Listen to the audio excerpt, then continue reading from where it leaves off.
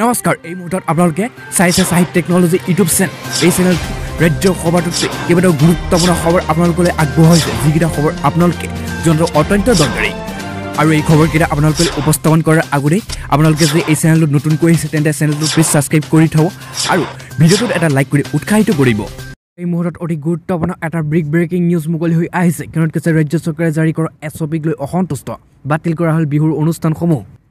তাৰ লগতে কিছু ৰাজ্যত অব্যাহত আছে কৰোনা ভয়ংকৰ সংক্ৰমণ প্ৰতিদিনে আক্ৰান্ত হৈছে শ লোক তাৰ মাজতে এতিয়া পৰিগৰ্কী অসমীয়া সাজু হৈছে হেপাহৰ ৰঙালী বিহুক আদৰিবলৈ কিন্তু বিহু অনুষ্ঠান আয়োজন কৰাৰ ক্ষেত্ৰত চৰকাৰে জাৰি কৰা এছঅপি ঠায়ে ঠায়ে তীব্ৰ অসন্তুষ্টি গা কৰি উঠিছে আনকি প্ৰতিবাদ বহিবলগীয়া হৈছে বিহু কমিটিসমূহ আৰু সোমবাৰ ৰাজ্য চৰকাৰে জাৰি কৰা কঠোৰ নিয়ম নীতিৰ দোহাই দি বিহু অনুষ্ঠান বাতিল কৰিলে কাজিৰঙা স্থিত কহৰা বসন্ত উৎসৱ সমিতিয়ে সকলো যাৱতীয় প্ৰস্তুতি সম্পূৰ্ণ কৰাৰ পিছত বিহু কমিটিখনে অনুষ্ঠান বাতিল কৰিবলৈ বাধ্য হয় আনকি সমিতিখনে অনুষ্ঠান পৰিৱেশন কৰিবলগীয়া শিল্পীকো আগমনৰ প্ৰদান কৰিছিল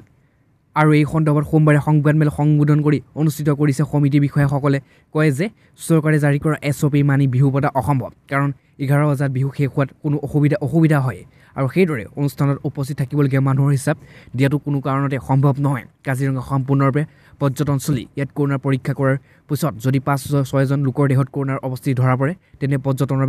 ব্যৱসায় ক্ষতিগ্ৰস্ত হ'ব সেই লোকবোৰৰ দিশত পৰ্যালোচনা কৰি বিহু স্থগিত ৰখাৰ সিদ্ধান্ত গ্ৰহণ কৰিছোঁ এই বুলি স্পষ্ট কৰি তাৰ পাছতো এই মুহূৰ্তত আন এটা গুৰুত্বপূৰ্ণ খবৰ মুকলি হৈ আহিছে কিয়নো বৰদিন আজমলৰ বিৰুদ্ধে গোচৰ তৰিছিল ৰকিবুল হুছেইনে কিন্তু আজমলৰ বিৰুদ্ধে তৰা গোচৰ এতিয়া উঠাই ল'লে ৰকিবুল হুছেইনে ক'লে এতিয়া আমাৰ মাজত কোনো অমিল নাই আজমলৰ লগত আগতে অলপ মনৰ কুচাকুচি আছিল কিন্তু এতিয়া আমাৰ মনত একো আমিল নাই আৰু সেই আজমল ডাঙৰীয়ে বিৰুদ্ধে নগাঁও আদালতত থকা গোচৰ প্ৰত্যাহাৰ কৰিছোঁ এই মন্তব্য প্ৰাক্তন তথা চামগুৰিৰ বিধায়ক ৰকিবুল হুছেইনৰ আৰু এই দেশৰ প্ৰধান বৰদিন আজমলৰ বিৰুদ্ধে 2018 চনত তৰা মানহানি গোচৰ প্ৰত্যাহাৰ কৰি ৰকিবুলে কয় এইবাৰ কংগ্ৰেছ এডিএফৰ নেতৃত্বত মহাজোঁটে অসমত চৰকাৰ গঠন কৰাটো নিশ্চিত আমি চৰকাৰ গঠন কৰি আৰু আমাৰ ৰাইজৰ উন্নয়নৰ কথা বাবে কাম কৰি যাম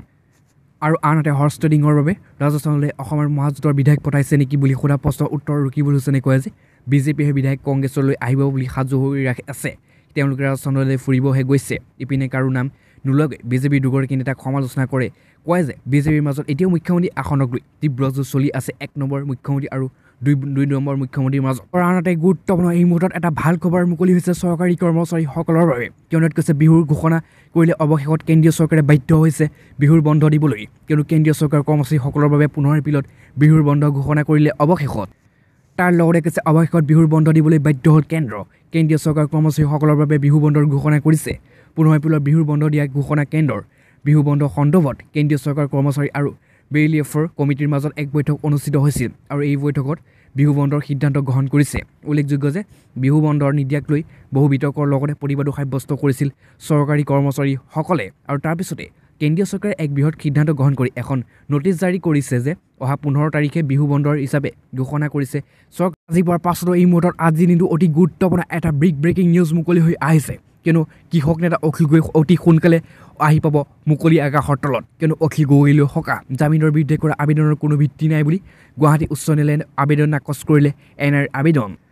তাৰ লগতে কৈছে গুৱাহাটী উচ্চ ন্যায়ালয়ে নাকচ কৰিছে এনআইৰ আবেদন এনে অখিল গগৈ চাবুৱা গোচৰ জামিনৰ বিৰুদ্ধে আবেদন দাখিল কৰিছিল আৰু এই আবেদন আজি নাকচ কৰিছে গুৱাহাটী উচ্চ ন্যায়ালয়ে জানিব পৰা মতে বৰ্তমান পূৰ্বৰ আদেশকে বাহাল ৰখাৰ হৈছে এই ক্ষেত্ৰত অখিল গগৈ অধিবক্তা কৃষ্ণ গগৈ কৈছে যে অখিল গগৈক এনে দুটা গোচৰ ভিত্তিত গ্ৰেপ্তাৰ কৰিছিল চানমাৰী আৰু চাবুৱা গোচৰ অখিল গগৈক জামিন প্ৰদান কৰা হৈছিল আৰু সেই জামিন নাকচ কৰাৰ বাবে এনে গুৱাহাটী উচ্চ ন্যায়ালয়ত এক আবেদন দাখিল কৰিছিল আৰু এই আবেদন উচ্চ ন্যায়ালয়ে খাৰিজ কৰে আৰু পূৰ্বৰ আদেশক বাহাল ৰাখিছে আৰু গোচৰৰ অধিবক্তাগৰাকীৰ লগতে কৈছে যে যদি চানমাৰী থানাৰ গোচৰত তেওঁ জামিন লাভ কৰে তেন্তে তেওঁ ওলাই আহিব পাৰিব আৰু যদি চানমাৰী থানাৰ গোচৰত অখিল গগৈ জামিন লাভ কৰে তেন্তে অলপ সহজ হ'ব আমাৰ বাবে কিন্তু উল্লেখযোগ্য যে অখিল গগৈ মুঠ 12টা গোচৰ ভিত্তিত গ্ৰেপ্তাৰ কৰা হৈছিল আৰু তাৰ পিছতে বাকী সকলো গোচৰত জামিন লাভ কৰিছে অখিল গগৈ আৰু কেৱল এনে দুটা গোচৰত জামিন লাভ কৰা নাছিল অখিল গগৈ প্ৰথমে এনে চানমাৰী থানাত গোচৰ ৰুজু কৰিছিল আৰু পিছত আন এটা গোচৰ ৰুজু কৰিছিল ডিব্ৰুগড় জিলাৰ চাবুৱাত কিন্তু উল্লেখনীয় যে নাগৰিকত্ব সংশোধনী আইনৰ বিৰুদ্ধে হোৱা আন্দোলনৰ সময়ত অখিল গগৈ আৰক্ষী দাঁত ভঙা বুলি চাবুৱাত গোচৰ ৰুজু কৰিছিল এনআই আৰু এই গোচৰত জামিন লাভ কৰিছিল অখিল গগৈ আৰু এই জামিনৰ বিৰুদ্ধে এনআই আবেদন কৰিছিল আৰু এই আবেদন কোনো স্পষ্ট ভিত্তি নাই বুলি উচ্চতম ন্যায়ালয়ে আজি পাছতো এই মুহূৰ্তত অতি গুৰুত্বপূৰ্ণ এটা ব্ৰেকিং নিউজ মুকলি হৈ আহিছে কিয়নো 14 এপ্ৰিলৰ পৰা সমগ্ৰ দেশতে কঠোৰ লকডাউন ঘোষণা কৰিছে ইতিমধ্যে তাৰ লগতে কৈছে কৰোনাৰ মহাতংকৰ পৰা মুক্ত হ'ব পৰা নাই ভাৰতৰ চুবুৰীয়া দেশ আৰু অসমৰ একে দাঁতি কাষতে থকা বাংলাদেশ আৰু দেশখনত ঘোষণা কৰা 7 দিনীয়া লকডাউন আজি নিশা 12 বজাৰ অন্ত পৰিব যদিও পুনৰ 14 এপ্ৰিলৰ পৰা সমগ্ৰ দেশখনত কঠোৰ লকডাউন ঘোষণা কৰিছে চৰকাৰে কিয়নো কৈছে এক লকডাউনৰ সময়ত বন্ধ হৈ পৰিব দেশৰ সকলো সামগ্ৰিক ব্যৱসায়িক প্ৰতিষ্ঠানৰ লগতে উদ্যোগ কলকাতাৰ শৈক্ষিক প্ৰতিষ্ঠান যান বাহনৰ চলাচল 14 এপ্ৰিলৰ পৰা হ'বলগীয়া লকডাউনৰ সময়ত আনকি বিমান সেৱা বন্ধ কৰি দিয়া হ'ব বাংলাদেশৰ অসামৰিক বিমান পৰিবহণ দপ্তৰ অধ্যায় এয়াৰ আইচ মাৰ্শ্বেল আৰু মুফিদুৰ ৰহমানে প্ৰকাশ কৰিছে যাতে যান বাহনৰ চলাচল বন্ধ থকাৰ বাবে লকডাউনৰ সময়ত যাত্ৰীসকলে বিমানবন্দৰলৈ আহিব নোৱাৰিব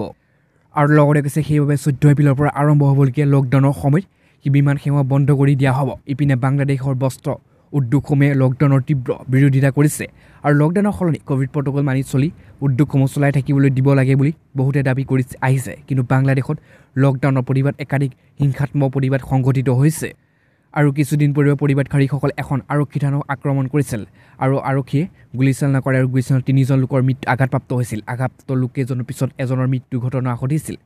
কিন্তু উল্লেখযোগ্য যে চুবুৰীয়া ৰাষ্ট্ৰ বাংলাদেশতো আৰম্ভ হৈছে কৰোনাৰ দ্বিতীয়টো ঢৌ আৰু ব্ৰিটেইনৰ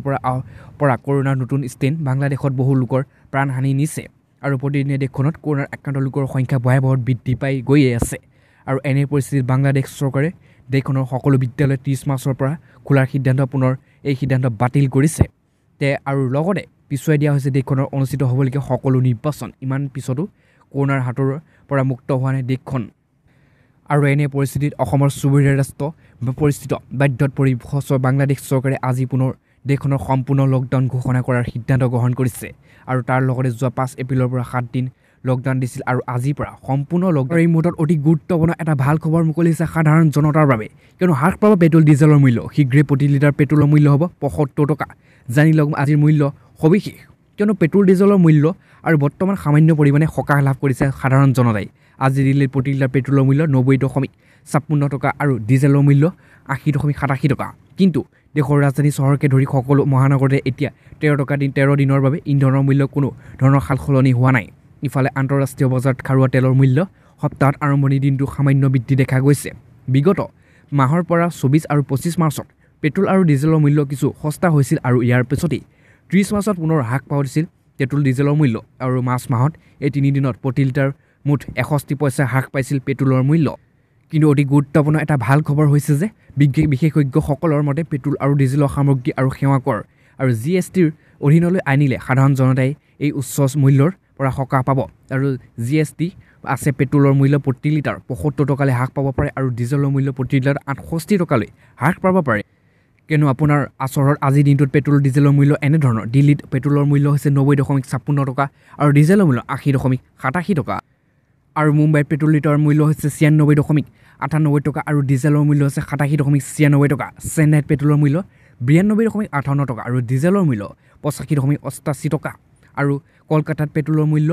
90 টকা আৰু ডিজেলৰ মূল্য 83.75 টকা আৰু নয়ডাত পেট্ৰলৰ মূল্য 83.91 টকা আৰু ডিজেলৰ 81.33 টকালৈ হ্ৰাস পাইছে বেংগালুৰুৰ প্ৰতি লিটাৰ পেট্ৰলৰ মূল্য 93.59 টকা আৰু ডিজেলৰ মূল্য 85.75 টকা